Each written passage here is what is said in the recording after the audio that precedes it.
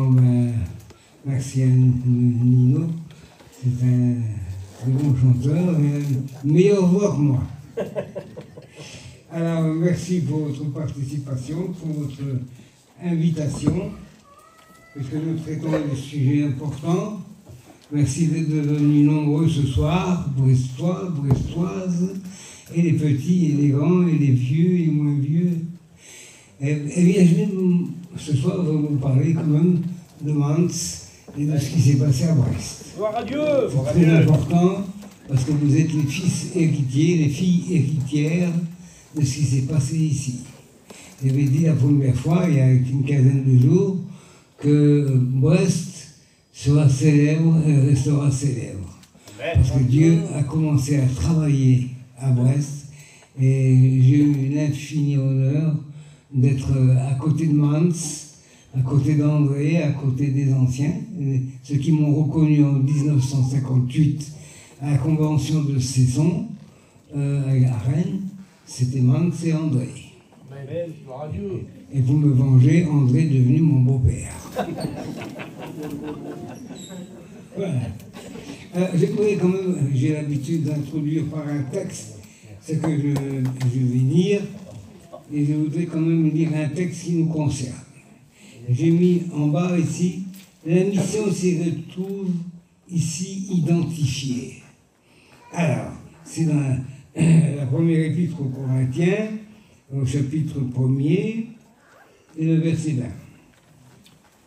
Considérez, frères, que parmi vous, qui avez été appelés, c'est vous, qui avez été appelés, il n'y a ni beaucoup de sages selon la chair, ni beaucoup de puissants, ni beaucoup de nobles, mais Dieu a choisi les choses folles du monde pour confondre les sages.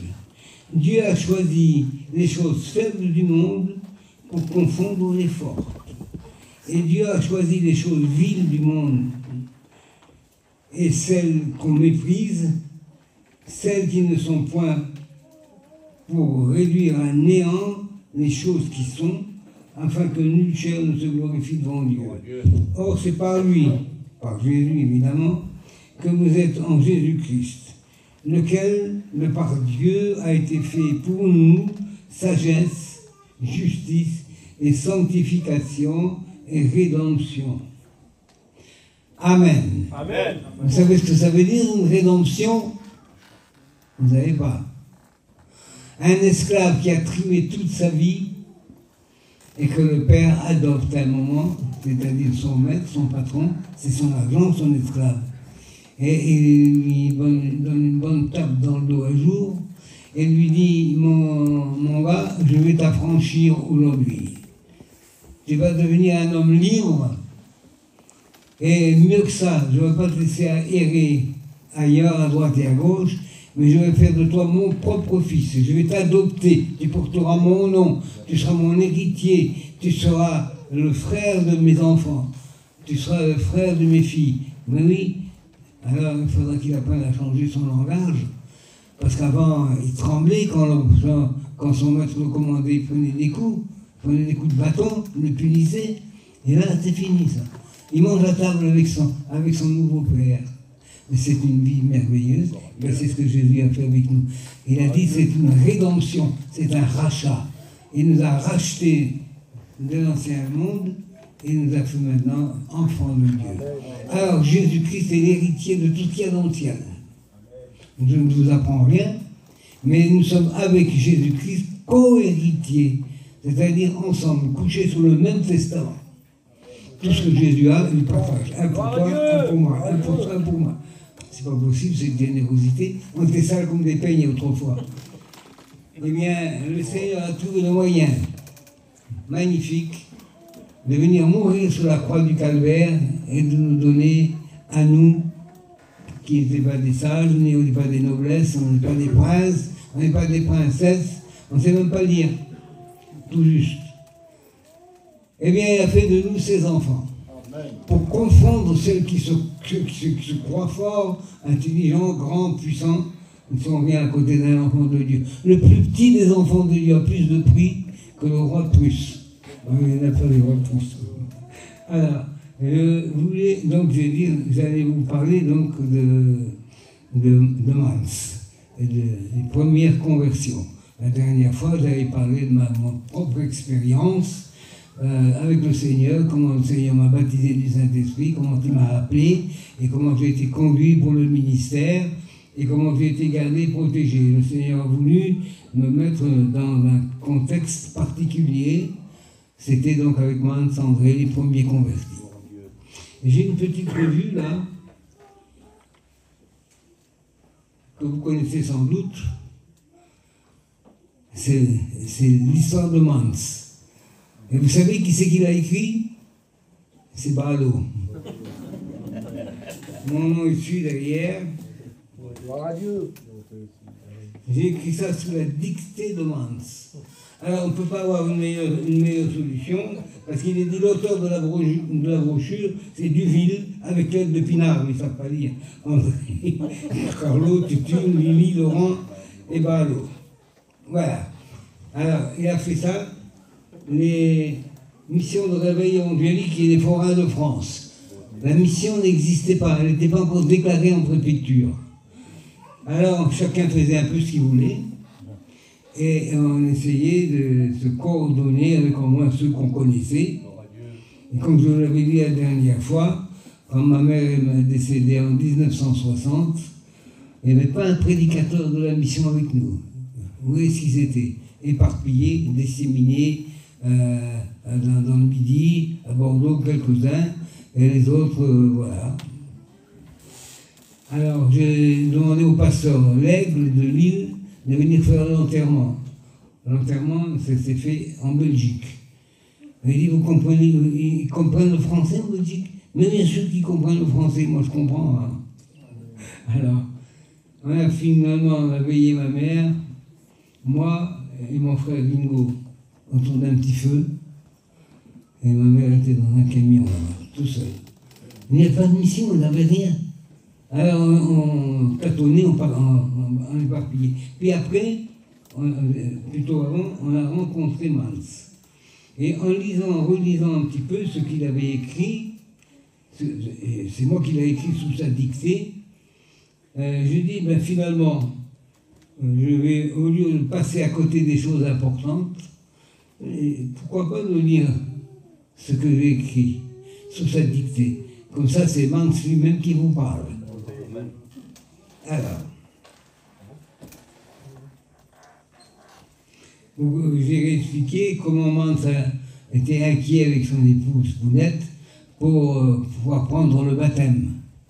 Et il a dit, je l'ai dit, je crois dans la dernière cassette, il a dit, les pasteurs ne veulent pas nous baptiser, mais nous on veut prendre la Sainte Seine, on veut être pour le Seigneur, on veut s'engager plus en avant, ils ne veulent pas nous faire baptiser.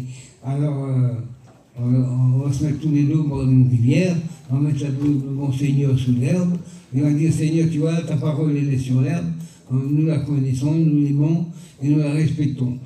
Eh bien, on va descendre tous les deux, moi lui, Pounette, nous allons descendre tous les deux dans l'eau, et toi tu vas me baptiser, et ensuite moi je vais te baptiser. Ah, Pounette n'était pas trop engagé. Alors écoute, Mans, il vaut mieux attendre un petit peu, on va en parler à d'autres serviteurs de Dieu, parce qu'ils ont déjà parlé à plusieurs serviteurs de Dieu, ils ne voulaient pas les baptiser. Alors le COSEC est arrivé, et ils ont appris en tout cas que le COSEC venait de Rennes une fois par mois jusqu'à Brest, parce qu'ils avaient l'intention d'ouvrir une église, avec une poignée de chrétiens qui étaient là, et il y avait un chrétien qui s'appelait du nom de Bourdoulouse.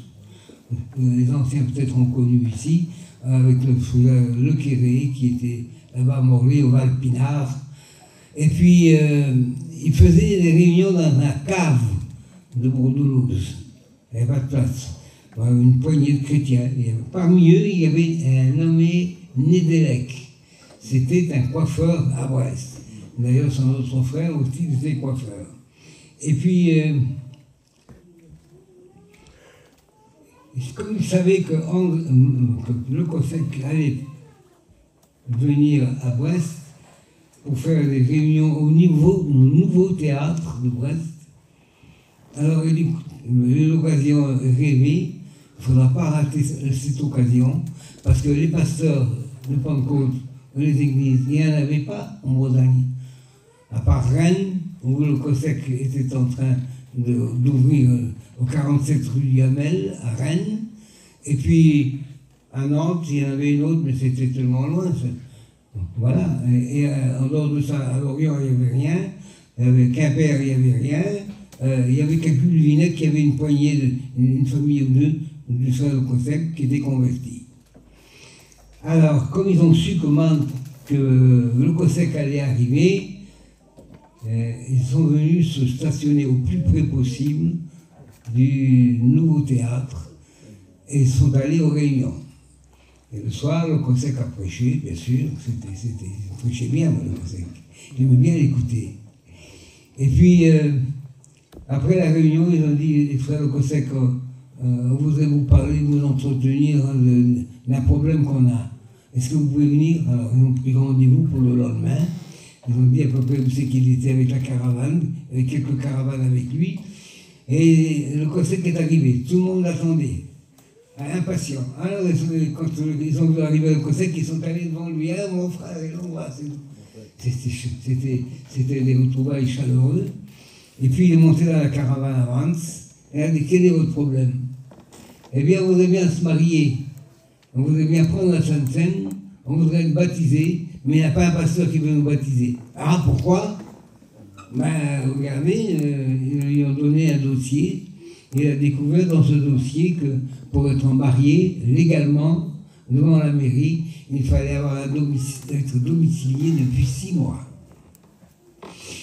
C'est curieux que la loi française n'a pas pris en compte les voyageurs qui voyageaient constamment. Alors, il a dit, ben, écoute, je vais m'occuper de vous. Ah, c'était la joie. Après quelques jours, le COSEC a trouvé la possibilité de les faire marier. Ah, tout le monde n'était pas d'accord, le maire n'était pas d'accord. Il disait, mais oui, mais le préfet a téléphoné au maire. Il a dit, écoutez, mariez-les. Ça ne fait rien si votre conseil municipal n'est pas d'accord. Laissez tomber, je vous demande de les marier. Il a imposé le mariage. Alors, un jour, Mance et Pounette se sont mariés à la mairie. En sortant de la mairie, il faisait sa vente. J'ai mon livret de famille maintenant, je suis marié légitime. Mais la femme, ça fait longtemps que je l'ai. Alors, c'est un peu ce qu'il était en train de raconter. Alors, si vous me permettez, je vais lire ce que je crois être bien. C'est Mance qui m'a fait écrire ça. Alors, c'est quand même important. Amen. Ça date de 1958, ça. Alors, j'avais eu quelques spécimens, et puis voilà, ils ont disparu. Alors, autant avant qu'ils disparaissent tous, au moins qu'on ait un souvenir.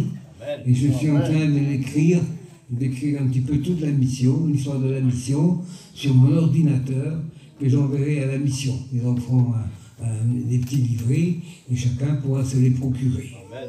Alors, nous sommes allés, le lendemain, nous avons attendu avec une grande impatience les réunions de M. le COSEC.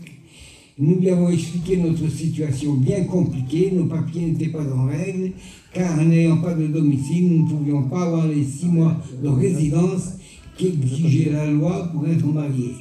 M. le COSEC s'est vivement occupé auprès de nous, c'est son langage, vivement occupé auprès des autorités, en exposant notre situation, et tout fut bien vite arrangé.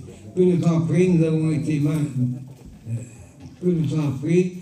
été baptisés d'eau par immersion dans la mer à Saint-Marc-Brest, ayant été remplis du Saint-Esprit quelques jours auparavant. Ma femme, l'un de ses frères nommé Laguenet, je vais peut-être Pélorac sans doute, et moi.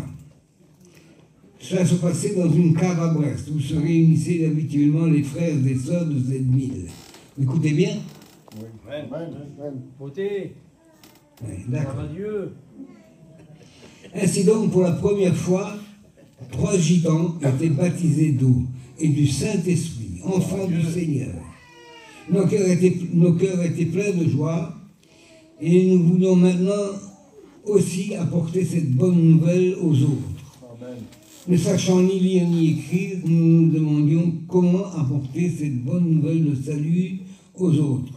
Je priais constamment le Seigneur pour cela, à la campagne, dans les bois, le long des haies et dans les chemins creux. Je m'enfonçais dans les fourrés, la face contre terre. Je criais au Seigneur afin qu'il me conduise et me bénisse. C'était émouvant ce qu'il écrivait. De plus en plus, je me rendais compte que sans lui, je ne pouvais rien. Ne sachant ni prêcher, ni témoigner, je réalisais qu'il me fallait des démonstrations d'esprit et de puissance, de prodiges et des miracles pour convaincre les âmes perdues et loin du Seigneur. Je ne pouvais que dire, le Seigneur vous aime, il est mort pour vous, il est ressuscité, et il veut aussi vous sauver, vous guérir. C'était un peu son message.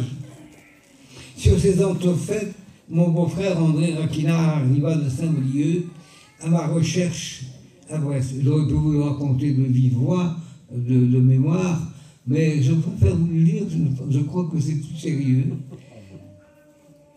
Il souffrait beaucoup d'une sinusite. Trop malade pour poursuivre sa route et trop fatigué, il décida de s'arrêter près d'autres forains. Il a pris le mot forain parce que le titre de gitan, de tzigane, c'était péjoratif à l'époque. Il avait peur d'éclister. Alors il dit des forains parce qu'eux, ils avaient les papiers, quoi. Alors, trop malade pour poursuivre sa route et trop fatigué, il décida de s'arrêter près d'autres forains, à Plabennec, qui n'est pas loin, hein, à Plabennec, à quelques kilomètres de Brest. Le docteur spécialiste de Saint-Brieuc l'avait soigné sans résultat, et il était trop tard pour l'opérer. André avait avec lui la radiographie prise à Saint-Brieuc au sujet de sa sinusite, et pour lui, seule une intervention miraculeuse pouvait le sauver. Je suis heureux de lire ça parce que c'est moi qui l'ai écrit. Et c'est un honneur pour moi. Ayant appris que j'étais converti et baptisé du Saint-Esprit, il venait de me demander de prier pour lui. Je me suis rendu immédiatement auprès de lui. Il souffrait terriblement, ne reconnaissant plus personne. Le pus lui sortait du nez ainsi que des petits éclats d'os. Je lui ai posé les mains au nom du Seigneur. Il a été immédiatement guéri. Il a demandé à manger. Le Seigneur avait répondu à mes prières. Et un magnifique témoignage était ainsi donné parmi les forains inconvertis qui se trouvaient là. Ce frère se convertit et ce fut le 4e chrétien parmi les forains. Écoutez. Ensemble, nous partîmes à Tréguier, Côte du Nord, où je restais en panne. Le plateau d'embrayage de ma voiture était cassé et je me demandais pourquoi le Seigneur me permettait une telle épreuve, car j'étais sans argent et sans moyen de repartir. Mais c'était là sa volonté. Je démontais mon embrayage, tant pis, je vous le dis, et le portais au garage où l'on me demandait 3500 francs. Je ne sais pas combien ça représente en euros aujourd'hui. 3500 francs. Pour le réparer. Je lui ai donc laissé, mais il me fallait trouver l'argent pour payer le garagiste.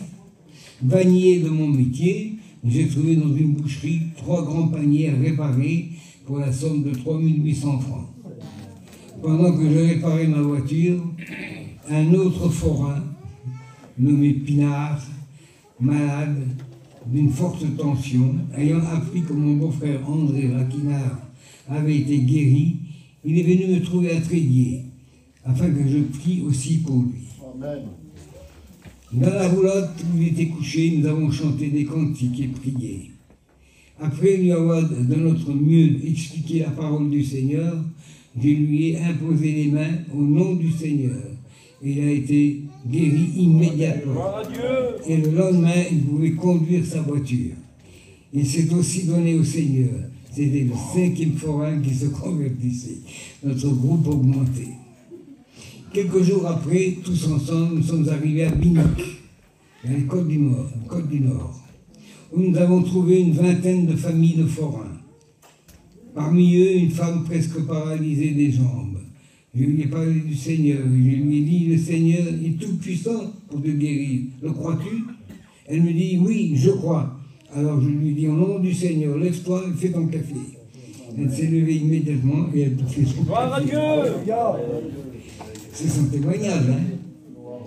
Dans le même groupe, 6 autres ont été guéris par la puissance du Seigneur, dont un enfant atteint de méningite, auprès duquel on m'avait appelé à l'hôpital de Guingamp. Le frère Pinard, guéri à Tréguier, nous a quittés avec Laurent. Laurent, c'était le père Apatie, la famille Elfric, pour aller à Bordeaux. Et là, ils ont annoncé aussi à de nombreux forains la bonne nouvelle du royaume de Dieu, et de nombreux prodiges et de miracles ont eu lieu, ce qui confirmait la parole de Dieu. À cette nouvelle, une 50aine de familles en camping et roulotte sont venues nous trouver aux environs de Brest. Et c'est là qu'il y a eu la résurrection dont je vous ai parlé. Avides d'entendre la parole de Dieu et en plein air, le long des haies, le long des routes, au carrefour et sur les places publiques, nous nous réunissions pour louer Dieu, le prier, chanter des cantiques et pour prêcher sa parole. Amen. De plus en plus, le Seigneur faisait son œuvre, il nous bénissait. C'est l'âge d'or de la mission. Amen. Et il nous bénissait abondamment et manifestait sa puissance par des guérisons, des prodiges et nombreux baptêmes du Saint-Esprit. Il serait impossible de citer toutes les grandes bénédictions que le Seigneur a accordées à ce moment-là au peuple gitan. Mais je peux dire, comme l'apôtre Paul, que ma parole et ma prédication ne reposaient pas sur les discours de la sagesse, il ne savait pas lire, mais sur une démonstration d'esprit de puissance, et notre foi est fondée non sur la sagesse des hommes, mais sur la puissance de Dieu. Je remercie les frères et sœurs qui ont prié beaucoup pour ce peuple, mais leur demande de ne pas se relâcher et de continuer à intercéder afin que ce peuple grandisse maintenant dans la sanctification et la fidélité au Seigneur. Votre frère Mans Duville. Gloire à Dieu. C'est beau ça, son témoignage. Amen.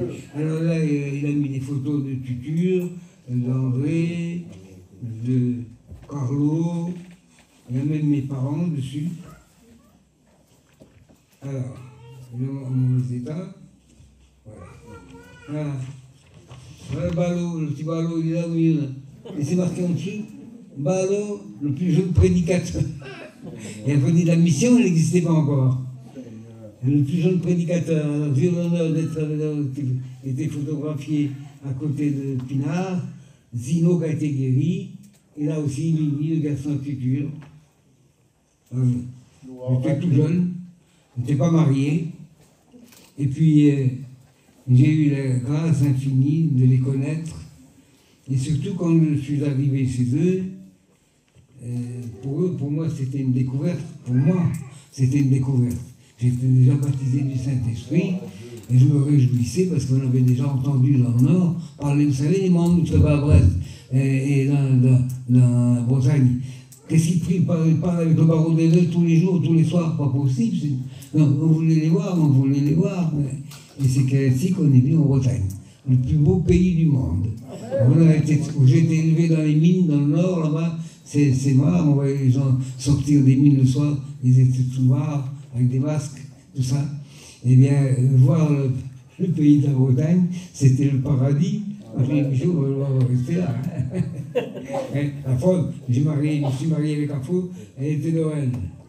Alors voyons voir si je n'ai pas oublié quelque chose peut-être d'important. Ah.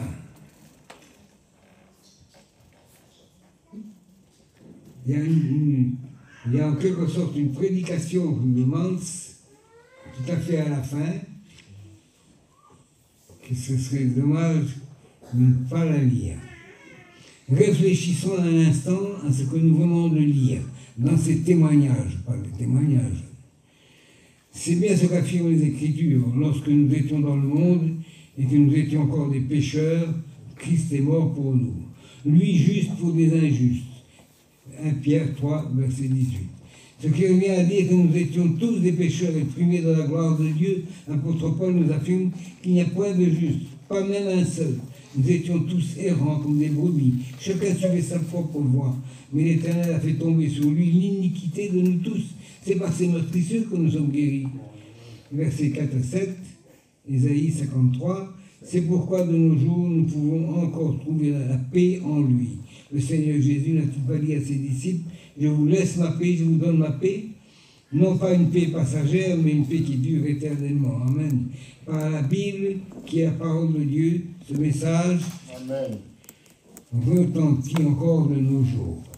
Si parfois nous sommes fatigués de la vie, accablés par la maladie, dans l'épreuve, nous pouvons affirmer que le Seigneur est juste et fidèle pour accomplir ses promesses. Amen. Si nous sommes infidèles, lui, le juste, il reste fidèle. Et c'est pourquoi nous pouvons nous jeter dans ses bras. Le Seigneur n'a-t-il pas dit, venez à moi, vous tous qui êtes fatigués et chargés, et je vous donnerai du repos? Le Seigneur a dit encore, prenez mon joug sur vous, et mon joug est lourd, mon fardeau léger. Si deux d'entre vous s'accordent sur la terre pour demander quelque chose en mon nom, il leur sera accordé par mon Père qui est dans le ciel. Cher ami lecteur, qui lit ces quelques lignes, tu peux aujourd'hui saisir toutes les grâces du Seigneur par la foi. Peut-être parmi nous qui ne sont pas convertis, encore non plus. Lorsque le Seigneur Jésus disait à Marthe, la sœur de Lazare, qui était mort depuis 4 jours et 100 ans déjà mourir, si tu crois, tu verras la gloire de Dieu. Elle répondit, je sais, Seigneur, que mon frère ressuscitera au dernier jour. Elle pensait au futur, alors que le Seigneur parlait au présent. Vous voyez la différence? Mais le Seigneur a ressuscité son frère immédiatement, et elle a vu le miracle se produire à l'instant même. Nous, de même, bien souvent, nous prenons les promesses du Seigneur au futur. C'est important, ce qu'il dit, au lieu de les prendre tout simplement au présent. Dans la maladie ou la souffrance, nous répondons au Seigneur comme Marthe. Je crois, Seigneur, que je guérirai. Je crois que tu me délivreras. Je crois que j'obtiendrai la bénédiction. Mais plus tard. Et pourtant, les grâces du Seigneur sont à notre disposition. Non pas pour demain, mais pour aujourd'hui même. Le Seigneur n'a-t-il pas dit, tout ce que vous demanderez en priant, croyez, vous l'avez reçu, et vous le verrez s'accomplir. De la même, nous lisons ceci, Élie était un homme de la même nature que nous. Il pria avec instance pour qu'il ne plût point, et ne plût point d'eau sur la terre pendant 3 ans et 6 mois. Puis il pria de nouveau, et le ciel donna de la pluie, et la terre produisit son fruit. Nous voyons ici que de même que Dieu, dans sa grâce infinie, a exaucé ce prophète.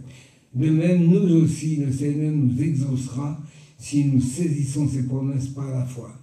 Ami lecteur, veux-tu dès à présent saisir les promesses de ton Sauveur? Si tu crois, tu verras la gloire de Dieu. Alléluia. Eh bien, je suis heureux. Mans vous a prêché l'évangile ce soir. Vous avez dit beaucoup de choses.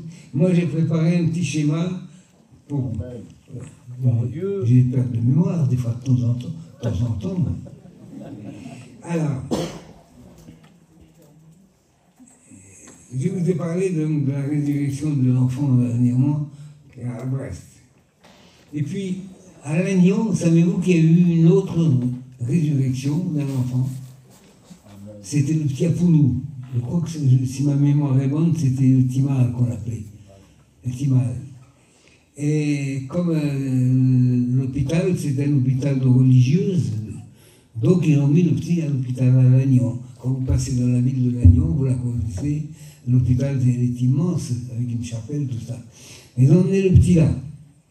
Il a resté quelques jours, puis quelques jours après, il est mort. Il y avait en dessous son lit, on avait mis les brancards pour le transporter à la morgue. Et quand c'est venu, je ne fais pas l'apologie d'un homme, c'est Jésus-Christ qui en a la gloire. Amen. Mais il faut quand même dire comment le Seigneur s'est servi d'un homme comme Mans, limité dans sa connaissance de parole de Dieu, mais il avait une mémoire phénoménale. Tout ce qu'on lui disait, c'était rentré là. Et il le traduisait avec exactitude et lui donnait le sens exact de chaque verset. Bon, alors il est arrivé à l'hôpital, et puis il a prié pour l'enfant. L'enfant s'est redressé, et il a été ressuscité. C'est pas plus difficile pour la foi. Les bonnes sœurs qui étaient là Au secours, il criait dans l'hôpital, il criait partout, affolé, paniqué. Et après, ils ont vu, non, c'était bien, ils l'ont sorti. Alors, ils ont demandé des Bibles. C'était le meilleur moyen, le meilleur moment de leur parler de l'Évangile. Ils réclamaient des Bibles. Ils pleuraient comme ça, les sœurs, là, ces infirmières. Et alors, c'était la deuxième résurrection. Il y a une troisième résurrection. Amen. C'était énorme. Vous avez vu déjà qu'il y avait eu des guérisons à Plabennec, à Pinique et tout ça. Et puis là, c'est une autre guérison. C'était dans la famille de Carlo et Canard. C'était donc son beau-frère. C'est parce que Carlo était la sœur de Pounette. Et son petit, je ne sais pas si c'était Kawan, son petit, et il l'a emmené à l'hôpital. Et la personne qui m'a expliqué ça, c'était Afo même. C'était ma femme même. Parce qu'à ce moment-là, elle avait 10 ou 12, 11 ans. Et puis il y avait à côté d'elle, il y avait Zino, mon beau-frère. La femme, le mari à ma soeur Poupa. Quand ils sont partis en auto pour l'amener à Saint-Brieuc à l'hôpital, ils ont mis le petit derrière. Les deux petits, Afo et puis Zino, étaient assis derrière. Et ils sont... Canard sont partis, Canard et Carlo avait son petit dans les bras. Et puis l'enfant s'est raidi, puis voilà. Fini, il s'est raidi, il est mort. Alors ils ont dit, mais si jamais les Christiens nous arrêtent en route, on va se faire ramasser, que le petit qui est mort sous nos bras. Alors les cris, les pleurs, ils ont pris l'enfant, ils l'ont emmailloté ils l'ont enroulé dans une veste, et ils l'ont mis au milieu de Afo et de Zino. Véridique. Et puis ils sont arrivés à la voiture, ils sont retournés à la voiture, les cris, les pleurs, vous savez comment on connaît. Hein. Moi, c'était pas là, il était parti chiner. Je ne sais pas combien de temps il est venu après. Et quand il est venu, il a vu tout le monde paniquer, il s'est demandé ce qui s'est passé. Il a dit, le petit il est mort dans l'auto, le petit il est mort dans l'auto. Alors il s'est approché de l'auto. Et là c'est Marc qui me l'a dit. À moi personnellement. Il dit, bah alors, je ne sais même pas si j'ai prié. J'ai regardé au travers la vitre du carreau de la voiture, un bon moment, et j'ai vu la veste bouger. Amen. J'ai ouvert la porte, j'ai pris l'enfant était ressuscité. Il a fait des choses magnifiques et merveilleuses. Alléluia. Gloire à Dieu. Alors d'autres guérisons, il y a eu celle de mon père, qui était abandonné de la médecine. Pendant 11 ans, il a souffert dans son épaule. Il avait toujours du pus, tous les mois, ça sortait tous les mois. Et puis, j'avais demandé à Archange de prier pour lui, mais le Seigneur est intervenu 2 ans après. Et on était à Ploumanac, à côté de Paimpol, vers Rousse. Et puis, on était 4-5 caravanes, on avait fait un petit feu dehors, puis on était dehors, on priait le soir. On n'avait pas de télévision à l'époque, hein, pas de machine à laver, il n'y avait rien, pas d'aspirateur, hein, tout ça, bien. Alors, on se mettait le soir, on priait, on lisait une portion de la Bible. Et comme c'était moi le liseur, je lisais beaucoup, alors je lisais. Et puis mon père était dans la voiture, il était malade, il était très malade. Et il m'a pris pour mon père. Bah. Oui, mon cochon, il m'a appelé mon cochon. Et il a prié. Elle a prié de son cœur. Il n'est pas monté dans la caravane. Dehors, il a prié. Le lendemain, mon père était debout. Amen. Et c'était en 58, et il est mort à l'âge de 89 ans. Il n'a jamais eu plus mal. C'était une guérison quand même assez marquante. Il avait une épaule plus basse que l'autre, tellement il avait été opéré. Et la dernière fois qu'il avait été opéré à Lille, le médecin lui a dit, écoutez, monsieur Ferré, vous ne voulez pas qu'on vous coupe l'épaule quand même? On ne peut rien pour vous, alors voilà. Et c'est d'ici qu'il a été guéri, en Bretagne. Amen. Vive la Bretagne. Amen. Alors, qu'est-ce que j'ai marqué encore ici? Alors, voyons voir. Gloire à Dieu. Ah oui, il y avait aussi celle de la guérison de mon petit garçon, mon plus vieux, Samuel. Samuel, il était petit bébé, hein. On était à Rennes, au bord de la route, avec Mans. Je ne sais plus qui est encore pour nous, avec nous. Et les voitures qui passaient, à chaque fois que les voitures passaient, c'était tellement près de la route qu'on sentait les caravanes bouger. Et puis, mon flic, quand il mangeait, il renvoyait tout. Il ne gardait rien, il dépérissait. Ça faisait plus d'1 mois qu'il ne mangeait pas. Il faut mettre à l'hôpital, on n'avait pas la sécurité sociale, on n'avait pas les avantages qu'on a aujourd'hui. Alors on essayait de donner n'importe quoi. Et puis, le soir, moi, on s'est monté dans ma caravane avec Pounette. J'avais pas de chaise, pas de table, et on s'est assis par terre. Et bien, elle a prié pour mon petit. Elle n'a même pas imposé les mains. Elle a prié. Et le lendemain, j'ai pris ma petite meule pour aller chiner. Je suis parti, j'ai fait peut-être 1 kilomètre. Là, j'en pouvais plus, je suis revenu aussitôt. J'ai dit, j'ai emmené à la voiture, et je demandais à Faux. Et le petit, il a mangé? Oui, il a mangé. Mais il n'a pas renvoyé? Non, pas du tout. C'était fini. C'était la dernière fois qu'il avait renvoyé. Alors, Dieu se permet des choses magnifiques. Et puis, je dois vous dire aussi que Mans, on a vécu des années avec, hein. C'est un homme à surprise. Il avait son caractère, mais il faisait des choses qui ça ne s'accordait pas. Ça ne s'accordait pas. Et pourtant, il y avait une inspiration derrière. On arrive un jour au bord de la mer, là, pour aller vers l'Orient, là, et on s'est arrêté entre deux petits villages, à 5 km de l'un de l'autre. Il n'y avait pas de place. On s'est dit, c'est pas la peine d'aller dans le pays, il n'y a pas de place. Alors on a vu un petit parking sur les côtés où les touristes mettaient des autos et descendaient dans la mer. Alors on s'est mis là. On était 400 voitures, 400 caravanes. Et puis il me dit, mais mon cochon, on va monter la toile, la tente. On avait une petite tente qu'on avait, qu'un pasteur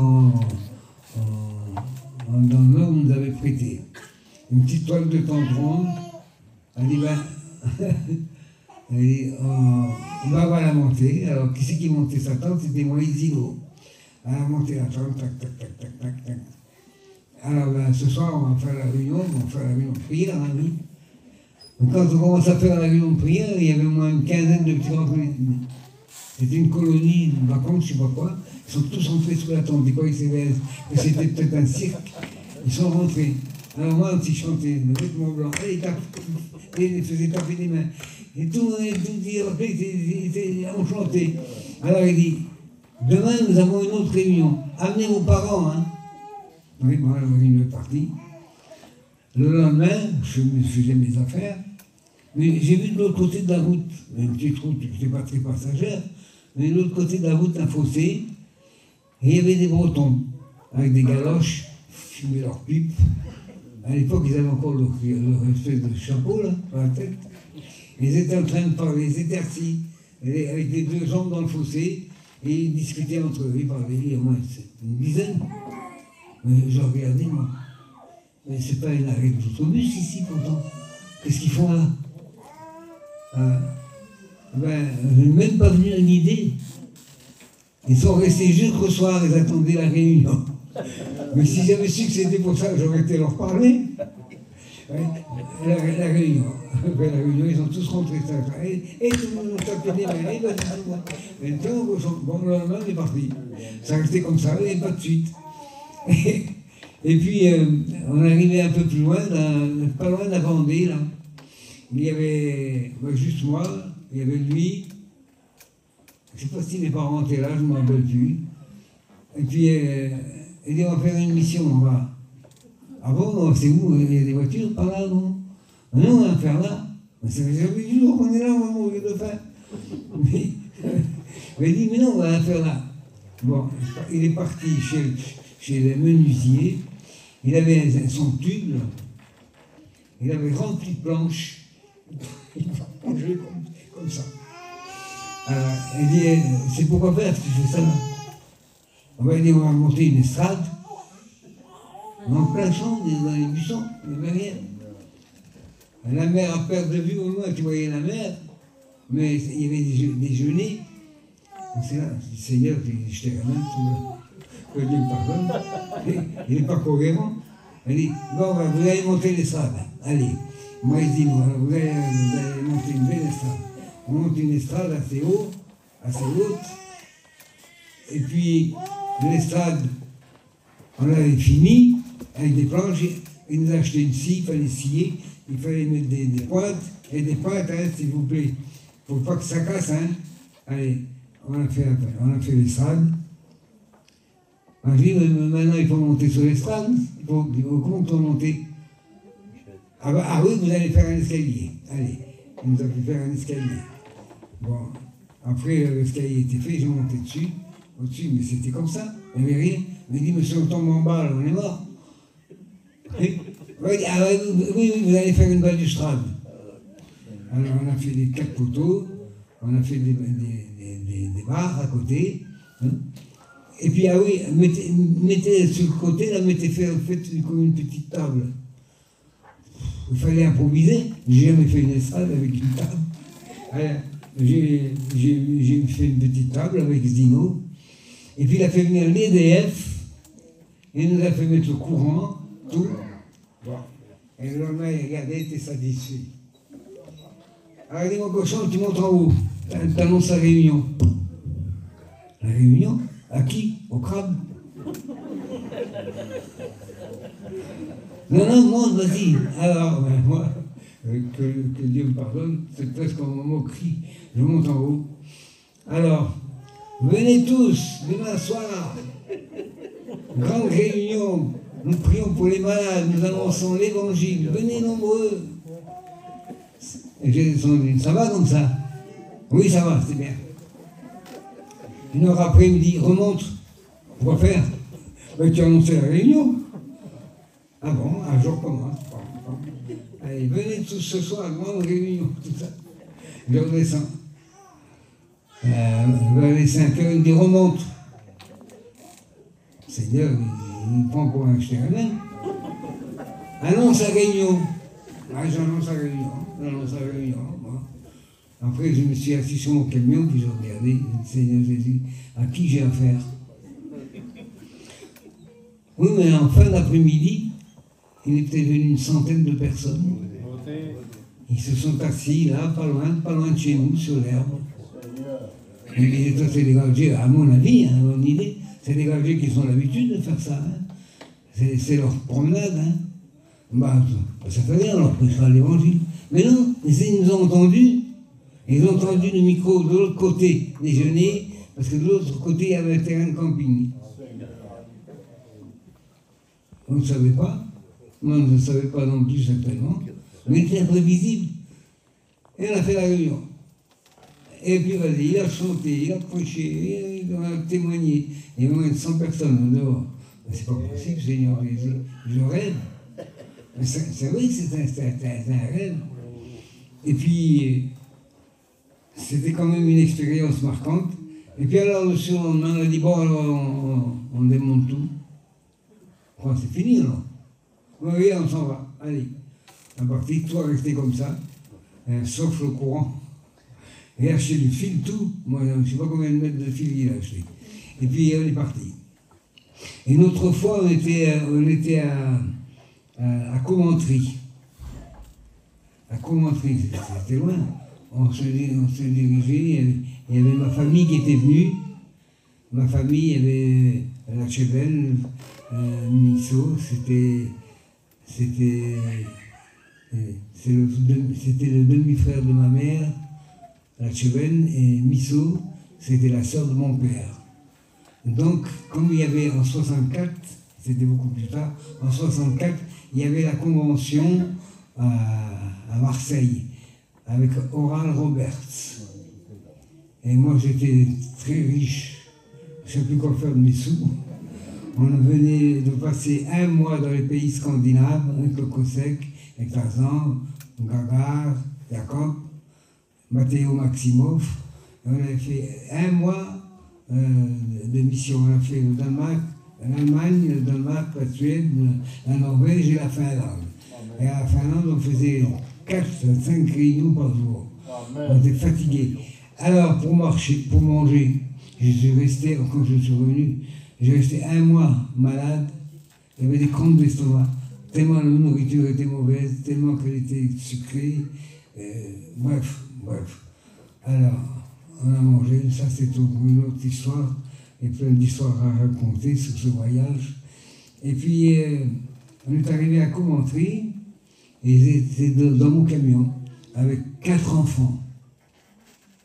Et moi, j'en avais 3. Ça fait 4 et 3, 7. 7. Et moi, 8, ça fait 8 et 9, une dizaine de personnes. Allez nourrir ça avec une meule. C'était pas rien. Hein. Alors, on est arrivé à Coventry. Et à Coventry, on a passé 4-5 jours. Je lui demande si on va partir quand même. Hein. Bon, ben, écoute, cochon, on va faire une mission. Ah ben c'est bon. On dit, où sont les voitures? Ça ne s'en casse pas. Il a pris des feuilles de papier et il nous a fait faire des prospectus. Alors ce soir, eh ben, toute la semaine, réunion d'évangélisation, prions pour les malades, etc. Il fallait les écrire à la main. Alors papa, ma soeur m'a donné un coup de main pour écrire tous ces petits feuillets. Et quand ils étaient finis, on a travaillé toute une journée. Alors je demande, tiens, les voilà les feuilles. On en a fini quand même. Ah oui. Bon, maintenant vous allez les distribuer. Comment les distribuer? Ah oui, il faut les... Vous ne les mettez pas dans les boîtes à lettres, hein, vous les donnez à la main. Hein. Jésus d'amour, j'aurais envie de démarrer et partir. Alors, il a fallu distribuer les prospectus. On les a donnés. Enfin, les revenus, dimanche, voilà, c'est fait. Bon, c'est bien. Alors, je me suis assis, la porte ouverte sur mon camion, je me suis assis. Alors, il a dit, vous allez monter la tente. On monte la tente, mais on était en dehors du terrain de football. C'était pas un terrain de football, c'était un champ de foire. Il y avait de la belle herbe, et c'était en dehors, on était devant. Alors il dit, vous allez monter la tente dedans. Une tente de 12 mètres, en long comme ça. Il a fait venir l'EDF encore, et il nous a fait monter dans les arbres pour mettre des micros, par-ci, par-là. Et une fois que tout était fini, moi j'étais fatigué aussi, hein, je me suis assis sur le bord de mon camion comme ça, et je regardais la tente, je dis Seigneur Jésus, Dieu me pardonne, je dis on a affaire à quelqu'un de déréglé là. La personne, je ne sais pas, je réagis comme ça, je te ramène. Bon, un coup d'épée dans l'eau, voilà. Le lendemain, dès l'après-midi, il arrive une 50aine de caravales. Ils arrivent, ils se mettent autour de la tente. Ils venaient de Banneux en Belgique pour un pèlerinage en Belgique. Il y avait des statues de la Vierge, des photos, et se sont mis tout autour de la tente. Je me dis, mais comment qu'il a fait pour savoir qu'il va y avoir 50 voitures? C'est pas possible, Seigneur Jésus. Alors, allez, donc il faut l'empêcher. Alors, lui il chante, et moi je prêche. Je prêche. Les femmes, ils venaient dans la tente, sous la tente, ils prenaient les enfants par les cheveux et les sortaient dehors. Je dis, oui, pour comme mission, ça commence mal. Et puis le lendemain, il y avait mon oncle avec qui parlait bien, mon oncle, c'était mon oncle qui venait de Tarbes là-bas. Alors il voulait absolument nous emmener avec. Venez avec nous, mais on ne peut pas suivre les gens comme ça. Alors, et on dit, ben nous, mon oncle a été les voir. Parmi eux, il y avait le grand guitariste César. César. Il a joué. avec lui, il jouait du violon avec lui. J'étais accompagné, je suis un petit peu accompagné avec eux. Et puis, ça a détendu l'atmosphère. Le soir, tout le monde était à la réunion. Et on restait 3 jours, pendant 3 jours de réunion. On battait son plein. Et puis, après, maintenant on réalise tardivement, mais il y avait parfois une inspiration. Les prospectus qu'on a fait, ils n'ont servi à rien. Mais je ne sais pas, le Seigneur pensait certainement qu'il y avait des caravanes qui vont arriver et qui ont besoin d'entendre l'évangile. Parmi eux, il y avait des rétrogrades. Ils sont venus au Seigneur. Ils sont revenus au Seigneur. C'est quelque chose de magnifique. Un bon climat s'est établi. Les femmes venaient parler avec nos femmes, et c'était merveilleux, c'est bien. Mais nous, on ne pouvait pas les suivre. Ils sont repartis. Et de là, on est parti à Bordeaux pour faire les vendanges. Et pour faire les vendanges, c'est pas rien. Alors, mon oncle, ils travaillé avec du côté de avec Néné, et puis, comment il s'appelait son frère je ne me rappelle plus le nom de son frère. C'est le nom sous le bout de la langue. Alors, ils m'ont dit, bon, ben, il va rester là. Et moi j'ai dit à Néné, moi, je ne peux pas descendre à Marseille, parce que j'ai resté un mois parti, je n'ai pas travaillé. Et puis, j'ai toute ma famille avec moi, et je ne peux pas les emmener. Elle est paralysée, maintenant qu'elle est paralysée, elle croyait être guérie là-bas par le ministère de Val-Roberts. Alors, elle est partie. Vous me permettez que je bois un petit peu d'eau, parce que j'ai la gorge qui sèche. Gloire à Dieu. Je ne vais pas vous tenir longtemps, il n'est pas tard.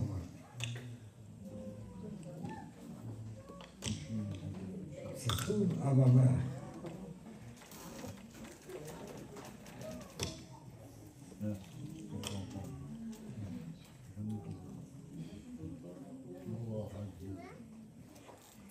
Alors, un commentaire, je me rappellerai toujours.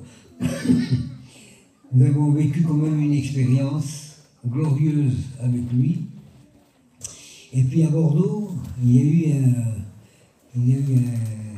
je ne sais pas si c'était un gag, c'était au moment des vendanges, mon man a monté sa tente. Amen. Et puis, le lendemain, il a été chiné. Il est revenu avec un grand joug, vous savez qu'on met sur les bœufs, un grand joug, il fait 50 kilos. Peut-être pas, mais assez lourd.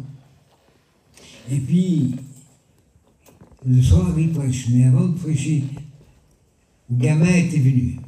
Il n'est pas un gamin, mais il était dans le conseil.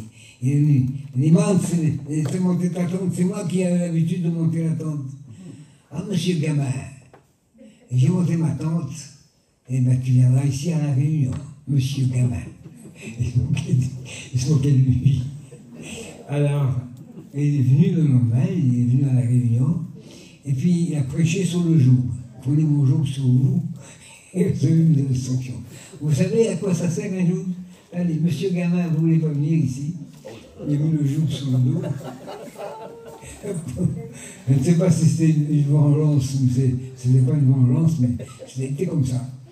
Alors, en plus, c'était dans l'ancien, et il n'avait pas grand-chose à dire. Alors, il a traîné devant l'assistant, vous voyez, le joug, ça sert à ça. Il a fait marcher le joug. Et puis après, il a laissé sur le coin, puis il a continué. Et puis, mon petit gamin, il est resté là pendant une demi-heure, avec le joug sur le dos, et il n'a pas osé tomber. Alors, le mot, mais quand même, maman, c'était dur quand même. Mais le lendemain, il a tombé une averse. Mais comment une averse? Et puis il faisait ses paniers sous la toile de tente. Et il a tellement tombé d'eau que la tente allait écraser. La mission était finie. Alors le ciel s'est peut-être vengé, je n'en sais rien. Enfin, c'était un gag, tout le monde a ri, parce que c'était quand même curieux. Alors je regarde que Dieu avait quand même appelé des hommes qui ne savaient pas lire. Amen. Moi, je n'ai pas appris, je n'ai pas fait apprendre à lire à Hans, parce qu'on me faisait lire souvent. je lisais et réfléchissais. Et quand il avait écouté, c'était imprimé là. Et il avait une manière d'expliquer le texte mieux que moi. Ah, c'est pas possible. Il y avait une inspiration chez lui qui était déroutante. Et moi je le craignais. Et un jour, puis il avait quand même un caractère un petit peu. Et un jour, on avait monté la tente du côté de l'hôpital Canfou, par là, une belle petite place, on a monté la tente. Les garagiers, ils venaient apporter des fleurs. Tous les garagiers venaient sur les réunions, ils étaient contents, allez, vas-y. Et puis, il y avait aussi, sur une autre place, les bigoudaines, là, vous voyez, les grands chapeaux. Alors, il y avait son fils qui passait au milieu de la toile, et il passait en dessous de la toile pour pouvoir s'asseoir. Ça, c'était plus tard, ça. Et là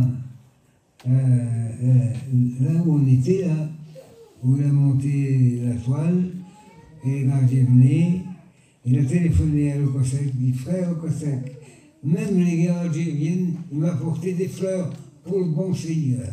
Ah, il était content, merveilleux. Et là, je fais le film de ce que je vais dire. Alors je regarde, si jamais. Comme je l'ai dit, on ne fait pas l'apologie des hommes, mais c'est curieux que quand Dieu se sert des hommes, Amen, avec leurs petites qualités, ils ne sont pas tout à fait développés, avec leur caractère, leurs défauts, et le Seigneur intervient, c'est pas possible. Il intervient comme ça. Mans, le conseil qu'on m'avait parlé de son baptême du Saint-Esprit, dans la cave de M. Bourdoulouse, c'est un chrétien, il dit, bah alors, je t'assure, parce qu'on était en voyage aussi souvent, voyager avec le Cossack, il me disait, bah alors, je t'assure que le réveil est commencé vraiment à partir du baptême du Saint-Esprit. Il y en avait trois, il y avait lui, il y avait Pounette, et puis il y avait le tourneur, Joseph, ou Pélogate, un comme ça. 3, 4, donc il va dire du Saint-Esprit. Et les baptêmes ont continué. Et c'est là qu'ils ont fait les baptêmes dans la mer. Amen. Et quand ces baptêmes sont venus, tous ceux de Bordeaux sont venus. Une cinquantaine de caravanes. Et il y en a qui sont venus en auto. Et je ne sais pas si c'était pas Carlo qui est venu en auto, il devait être ailleurs, il est venu en auto. Et sur le bord de la mer, il y avait des petits genêts comme ça. Et comme ils ne pouvaient pas prendre d'hôtel, ils n'avaient pas d'argent, ni rien, ils ont mis un drap par-dessus le genêt, ils ont mis une couverture en dessous, et accouché avec ses petits là-bas, et attendaient le baptême le lendemain.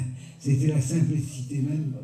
Et après la cave de Bourdoulouse, ils ont déménagé, et ils ont mis ça dans un jeu de boules. Dans un jeu de boules, c'était ouvert à tout vent, faisait froid, tout ça. Les réunions ont commencé là-bas. Eh bien, le réveil, parmi les Montlouches, a commencé là, Amen, à Brest. Il n'y avait rien à Rennes, il n'y avait rien là-bas, ni là, ni là. C'était à Brest que ça commençait. Amen. Alors, à Rennes, Landerneau, je me souviens, il y a des années de ça, il y avait des cabanes, dans les cabanes, il y avait tous les buveurs. Les dragés, une soirée, ils se battaient, et nous, on avait pris une petite place, une petite chambre, on faisait nos petites réunions de prière dedans. Et pendant qu'on priait là-bas, on entendait les dragés qui s'insultaient de l'autre côté. J'ai dit, mais quelle affaire. Et puis finalement, André a ouvert ici à Brest. C'est lui qui a ouvert. Moi, je suis venu, je ne sais pas si c'était quelques mois après, je suis venu aussi, et c'était au Polygone. Ils avaient loué une petite salle au pied d'un HLM, et on faisait des réunions. Je ne sais plus quel jour c'était, on faisait des réunions. Il y avait plein de monde qui arrivait. Il y avait du monde au Polygone, des voyageurs qui étaient là, et puis ils venaient aux réunions. Et puis après, petit à petit, ils ont ouvert la Landivisio. La Landivisio, c'était, ça fait des années, il n'y avait rien. Et jamais j'aurais pu penser qu'il y aurait eu une salle à Landivisio. J'ai dit, mais à qui on va prêcher? On ne voyait pas, pendant des mois, on ne voyait pas un voyageur. Hors de question de monter une salle. Et puis un jour, André me dit, j'étais secrétaire déjà en 87, 88, 89. Il me dit, on va monter une salle. On va acheter un terrain, puis on va monter une salle à Landivisio. Landivisiau. Un jour, il y a quelques années avant, j'étais à Landivisiau, j'avais réparé mon camion, puis j'achetais du tissu, plein de tissus dans un magasin pour faire les marchés. Et à l'époque, je me disais, mais c'est dommage qu'il n'y a pas une salle par là. Hein. Je me disais, c'est dommage qu'il n'y a pas une salle. Il n'y avait pas de salle, il n'y avait personne. On était à Morlaix, à Ploujon, on a resté des années à Ploujon, où il n'y a pas de prédicateur, il n'y avait pas de chrétien, il n'y avait personne. Et puis, avec les Michelet, et puis les Renards, et tous ceux qui étaient là, on s'est mis à je ne sais plus le nom du pays, derrière-ouest, une ville derrière-ouest. On a passé l'hiver au milieu du pays, au milieu de la ville. C'était les représentants de tous les voyageurs qu'il y avait là, en Bretagne. Il n'y avait personne. Alors, quand on considère maintenant l'œuvre gigantesque que le Seigneur a fait, dans presque toutes les grandes villes, il y a des réunions. Vous allez à Lorient, vous allez à Vannes, vous allez à Nantes. Nantes, on a ouvert en 90, à Rennes, on a ouvert en 90 aussi. Il n'y avait rien avant. Et puis après, il y a eu Guingamp, Saint-Brieuc, Lannion. C'était quand même un succès. Châteaubriand. Et de toute la Bretagne, c'était moi qui m'en occupais, qui faisais les papiers et qui me mettais en rapport avec les communautés administratives, les préfectures et les maires. Donc, mine de rien, quand on considère aujourd'hui la grandeur de la mission, l'extension que l'a pris, l'école biblique, il fallait peut-être en dire un mot. À l'école biblique, on a commencé à l'Échou, certains serviteurs de Dieu s'en souviennent peut-être, à l'Échou, on n'avait pas grand-chose. On allait chiner dans le pays des prix pour pouvoir faire fonctionner l'école biblique. Parce que les gens n'étaient pas mariés, ils étaient tous là, dans le château d'Échou. Alors, sa petite nièce, elle faisait à manger dans la cuisine. Et Neg, le frère Jimmy, était tous les soirs, il se levait, il descendait parce qu'ils étaient couchés en haut. Alors le coucher, c'était comme aller à la caserne. À 10h le soir, extinction des feux. Et à 6h debout, hein, pour la prière. Alors oui, mais le nègre est passé. Il descendait en bas, il descendait en cuisine, il mangeait tout. Et le lendemain, il avait toujours besoin de quelque chose. Alors nous, on allait dans le pays, on chinait des prix. On demandait, vous savez, nous avons une association, nous avons des jeunes, ils ont besoin de manger, on n'a pas d'argent, faites des prix, quelque chose. Mais ils étaient étonnés, les gens. On venait avec des sacs de pommes de terre. On a commencé avec rien. Et la mission n'avait pas un sou. Et on a fait des réunions. On a fait donc le message. Moi, je suis arrivé en 69. Les choux ont été achetés en 66. Je suis arrivé avec Tarzan et moi. C'est Paillon qui nous a demandé de venir pour les cours. J'ai commencé les cours, j'ai encore des anciens cours de ce moment-là, c'était pas mal. J'ai fait la méthode des prédications, j'ai parlé de l'église, etc. C'est bien. Alors, il y avait Kenneth Ware, vous ne l'avez pas connu, c'était un Américain, mais qui était ici en France et qui nous aidait. Et puis mon cerveau était grand comme ça. Cerveau, si, là, avec son oeil tourné. Il était là, grand comme ça. Alors il traînait un petit camion derrière lui et puis il montait les escaliers. Tam, il venait devant la porte. Il tapait. Kenneth Ware, il ouvrait. Il regardait, il croyait que c'était un grand, il était petit. Hop, il rentrait, il derrière, hop, il se mettait à table derrière. Écoutez. Alors, c'était l'habitude, c'était les habitudes. Nous n'avions pas besoin, on n'avait pas le droit de nous mettre autour du château. C'était le conseil de direction. Et nous mettait plus loin, dans le bois. Et le soir, on sortait à minuit, 1h du matin, parce qu'on lisait, avec des bottes, parce qu'il y avait des trous d'eau comme ça.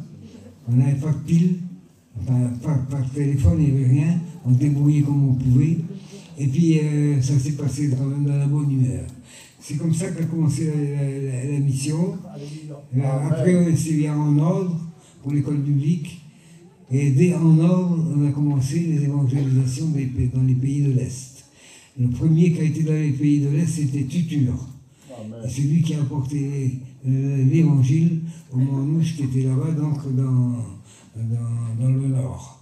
Je les ai rencontrés, il y en avait plein que je connaissais bien, et qui étaient fraîchement baptisés, mais qui n'avaient pas de serviteur de Dieu. Alors il y avait forcément, dans les dons spirituels, il y avait du désordre. Et quand ils venaient dans les réunions, les femmes criaient, les pasteurs les mettaient dehors. Alors Pierre fit les a mis dehors, tellement que ça criait, ça hurlait.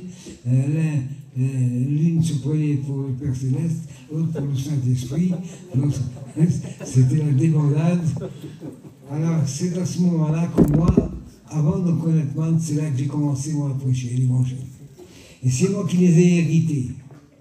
Il a fallu que j'aille 40 par caravane pour lui relire la Bible, leur expliquer.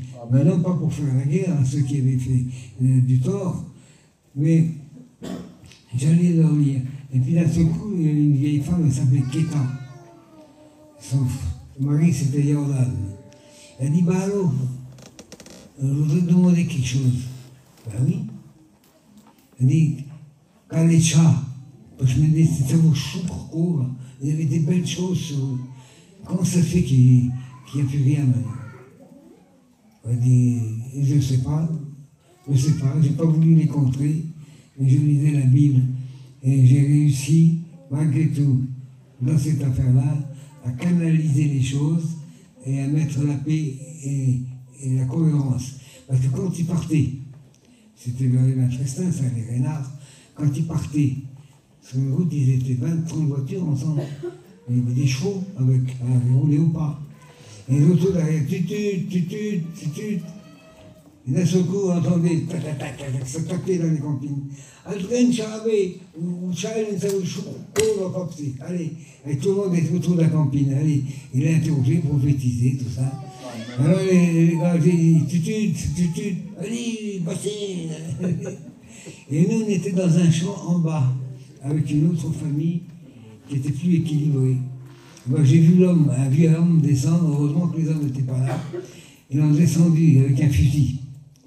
Elle a dit, qu'est-ce que vous faites là? Vous ne pouvez pas venir avec nous, hein?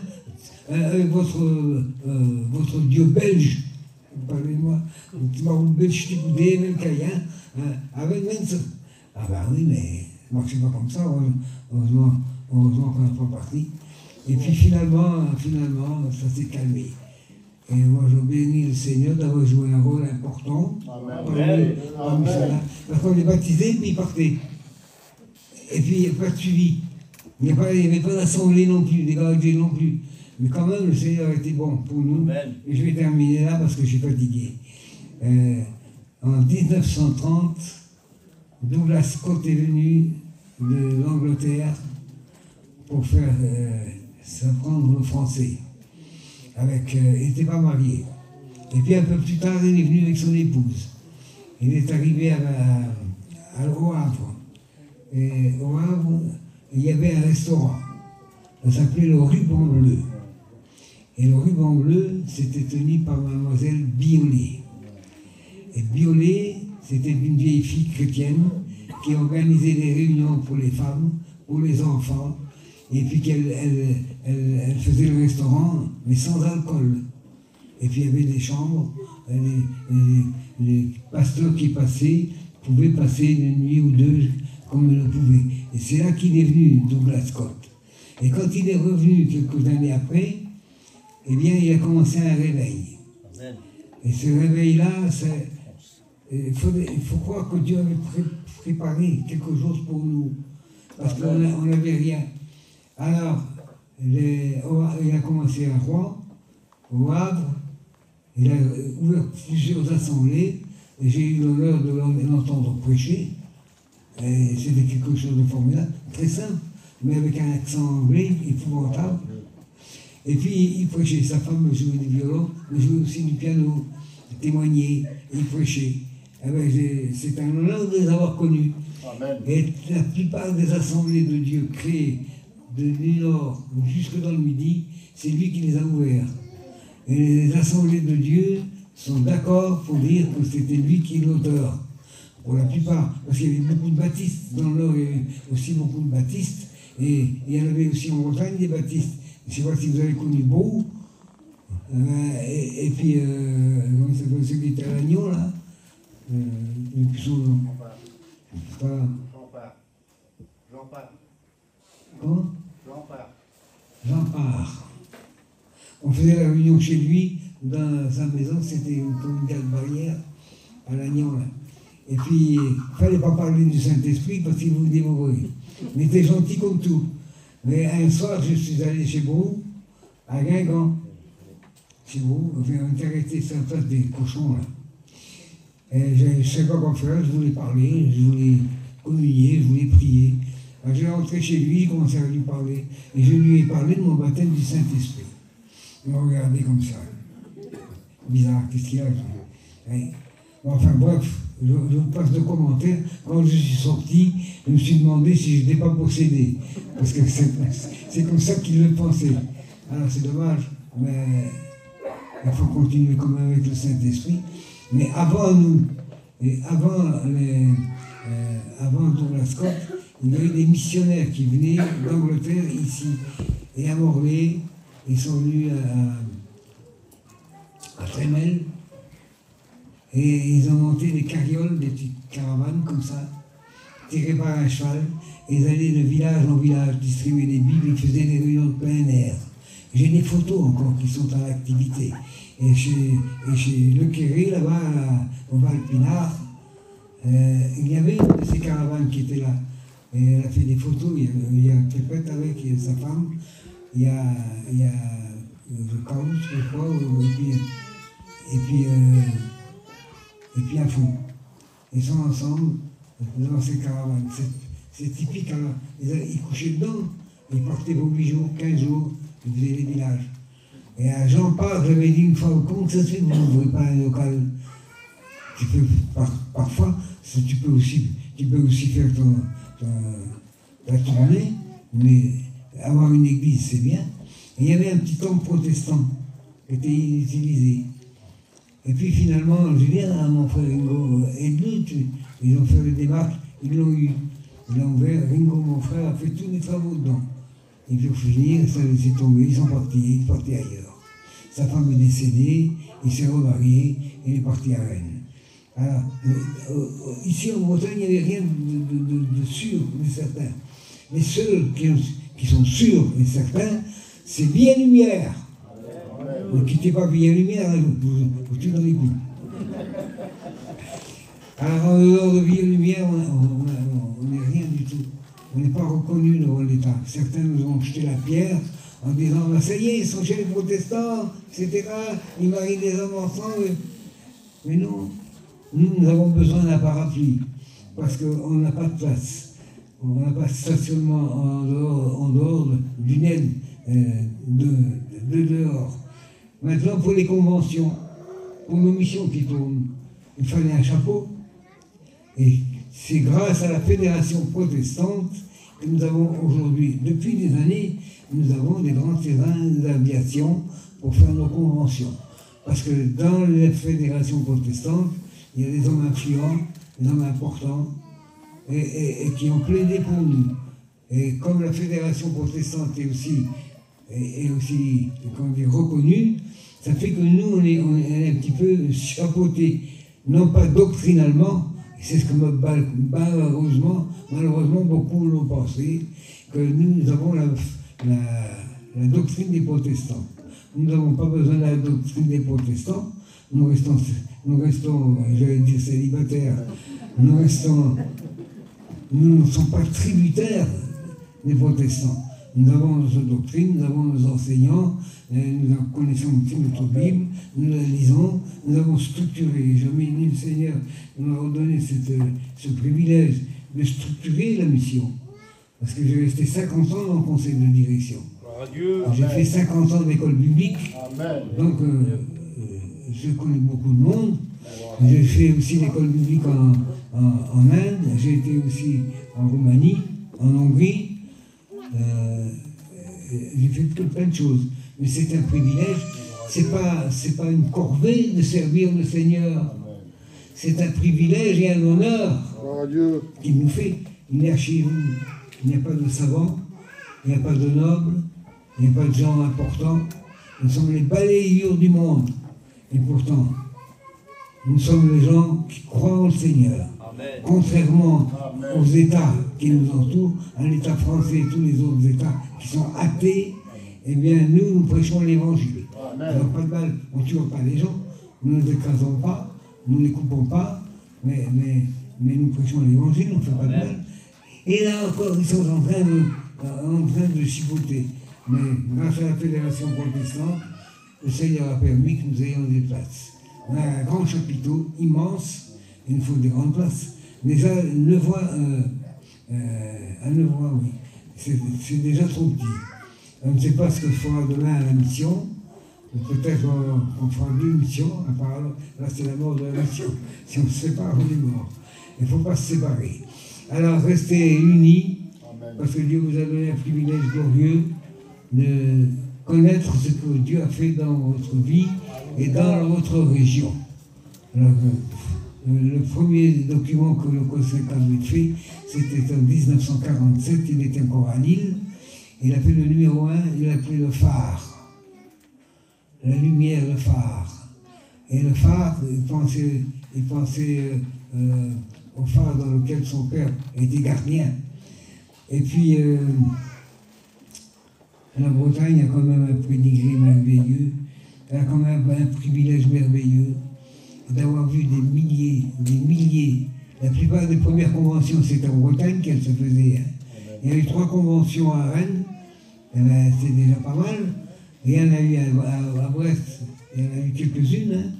Et puis dans toute la Loire-Atlantique, et jusqu'en Normandie, il y a eu toutes les missions étaient concentrées là. Mais maintenant qu'on est devenus trop nombreux, on se rabat sur les terrains sur les terrains d'aérodrome.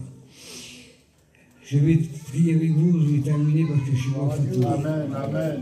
J'ai fait ce que j'ai pu pour honorer la mission, pour vous honorer à vous aussi, parce que c'est votre histoire ici à Brest.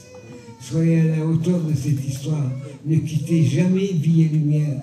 Ne quittez jamais vos salles. Restez fidèles. Restez attachés au Seigneur. Parce que les temps ne sont pas certains. Parce qu'aujourd'hui, j'ai écouté sur mon téléphone Poutine qui s'est révolté parce que on lui a fait un ultimatum. Trump a fait un ultimatum 10 ou 12 jours avant la paix. Et il n'a pas été content. Hein. J'ai peur qu'un de ces 4 matins, on va entrer en guerre. C'est fort possible. Mais maintenant, on ne sait pas quand commencent les 7 ans de Daniel, le prophète. Mais je suis sûr qu'on est dans les derniers temps. Alors, les rétrogrades, s'il vous plaît, soyez courageux. Amen. Revenez au Seigneur. Amen. Donnez-lui votre cœur. Demandez-lui pardon. Et vous qui n'êtes pas convertis, si jamais il y en a parmi nous, je ne le pense pas, mais s'il n'y en a jamais, faites l'expérience avec Jésus. Amen. C'est une chose que vous ne regretterez jamais de votre vie. Et vous qui êtes engagés, qui servez le Seigneur, Amen. qui prêchez, qui gardez les salles, soyez à la hauteur de votre vocation. Parce que s'il n'y a pas de pasteur, il n'y a plus rien, tout s'écroule. Il faut des réunions. On va faire prêcher les femmes, ils n'ont pas le droit de prêcher les femmes. Mais ils peuvent témoigner, mais ils ne vont pas prêcher. Mais c'est nous qu'il faut qu'ils prêchent. Alors, soyez fidèles à votre tâche, les candidats, ceux qui ont déjà commencé, ceux qui doivent partir à l'école publique. Vous avez devant vous un privilège glorieux, vous avez une aventure merveilleuse, succulente. Vous allez vous réjouir. Il y a plein de bonbons délicieux dans le ciel et vous allez être bénis par le Seigneur. Amen. Prie le Seigneur, Bouloum, tu pries le Seigneur, vas-y.